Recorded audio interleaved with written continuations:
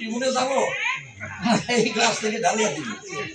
এটা তখন সে পান করবে, তার খিদাটা নিবৃত্তি হবে না। একটাই বস্তু, দুই সম্প্রদায়, দুই নামে এটাকে আখ্যায়িত করেছে, দুই নামে এটা সম্বোধন করে।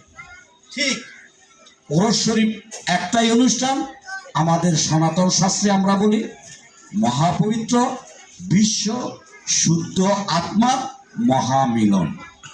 যে দাদা তাইলে পোস্টারে নিবন্ধন পত্রে মহাপবিত্র বিশ্ব ওরস শরীফ লেখেন কেন?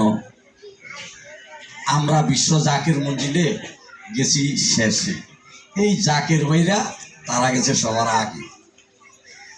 এই জাকের ভাইরা ওখানে যাইয়া যখন ওই বিশ্ব জাকের মঞ্জিলের মাহিত্য, এর গুণাগুণ, এর তাৎপর্য তারা সশলে উপভোগ করছে, তখন সে আসিয়া এলাকায় সে খোঁজ করছে যে বিপদে কে আছে, রোগে কে আছে, অশান্তিতে কে আছে, নানান রকমের ঝুট ঝামেলার মধ্যে কে আছে। সে কি হিন্দু না মুসলিম, খ্রিস্টান না বৌদ্ধ, এটা দেখে নেয়।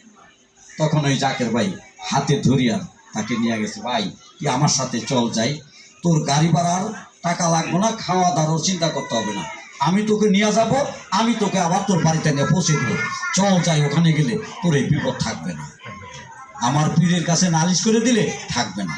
তখন তাকে হাতে ধরিয়া নিয়া ঠিকই নিজের নালিশ বাদ দিয়া যখন এই দাদা নালিশটা করে দিচ্ছে, তার যখন সমস্যাটার সমাধান হচ্ছে, তখন তার আত্মবিশ্বাস বেড়ে গেছে। তখন সে আসিয়া দেখছে আশেপাশে কে আছে, আবার সে এইভাবে নিয়ে গেছে। তাহলে আগে ওই বিশ্ব জাকের মঞ্জিলটা পরিপূর্ণ করেছে জাকের ভাইয়া। আমরা তখন দুই একজন যাইতাম, তাও বাড়ির কারো কাছে বলতে পারতাম না, পাড়া লোকের কাছে বলতে পারতাম না। এমনও দেখা গেছে ছেলে গেছে মার কাছে বলে নাই, বাবার কাছে বলে নাই, যদি সমাজ বন্ধ করিয়া ফেলায়, স্ত্রীর কাছে বলে নাই যদি ঘরে ঢুকতে না দেয়, ঠিক আছে, এতটা ঘৃণা করছে। আস্তে আস্তে আস্তে এখন সেখানে অনেক হিন্দু সমবেত, কয়েক লক্ষ হিন্দু সমবেত হয়ে গেছে। এখন আমাদের চিন্তায় আসছে যে গুরুদেব তো বলছে যে যার যার শাস্ত্র অনুযায়ী ধর্মীয় বিধান মতে তোমাদের কাগজ কলম, কথাবার্তা, আচার আচরণ, তোমাদের আহার বিহার, তোমাদের চাল চলন, পোশাক পরিচ্ছদ সব তোমাদের শাস্ত্র অনুযায়ী করতে হবে। এখন আমরা আস্তে আস্তে সেই চিন্তায় আসছি, এখন এটাকে আমরা পরিবর্তন করব। যে কারণে আমি ওই ঠাকুর দাদাকে আমি একটা কাগজ লিখে দিয়ে বলছি, কখনো আলহাজ মিয়া ভাইজান, আলহাজ মেজু ভাইজান আপনারা বলবেন না, এটা বলবো জাকের ভাইরা।